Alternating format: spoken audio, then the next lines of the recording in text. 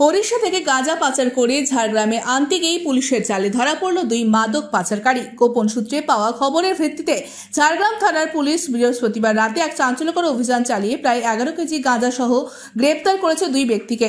Police সূত্রে জানা গেছে, একটি 4 চাকা গাড়িতে করে দুই ব্যক্তি গাঁজা নিয়ে ওড়িশার বাড়িপদা থেকে ঝাড়গ্রামের উদ্দেশ্যে রওনা দেয়।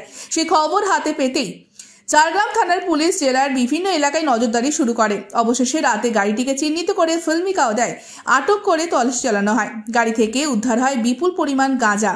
পুলিশ তৎক্ষণাৎ ওই দুই পাচারকারীকে গ্রেফতার করে। ধৃতদের নাম সমজীব হালদার ও প্রতীক নাথ। তারা উত্তর 24 পরগনার হরিদেবপুর থানার অন্তর্গত গোপালনগর ঠাকুরতলা এলাকার বাসিন্দা। প্রাথমিক তদন্তে জানা গেছে, ওই দুই ব্যক্তি গাঁজা পৌঁছে দেওয়ার উদ্দেশ্যে ঝাড়গ্রামের নেতুরা, পুরাতন ঝাড়গ্রাম, পুকুরিয়া, বৈতা, গোবিন্দপুর, বড়িয়া ও রাধানগর সহ একাধিক এলাকায় যাচ্ছিল। পুলিশ দাবি করেছে, এই সমস্ত এলাকায় চোরা পথে গাঁজার অবৈধ ব্যবসা চলার খবর ইতিমধ্যেই তাদের কাছে এসেছে। এই ঘটনার পর ঝাড়গ্রাম জেলার মাদক পাচার রোধে নজরদারি আরও করা হয়েছে বলে জানিয়েছে পুলিশ প্রশাসন।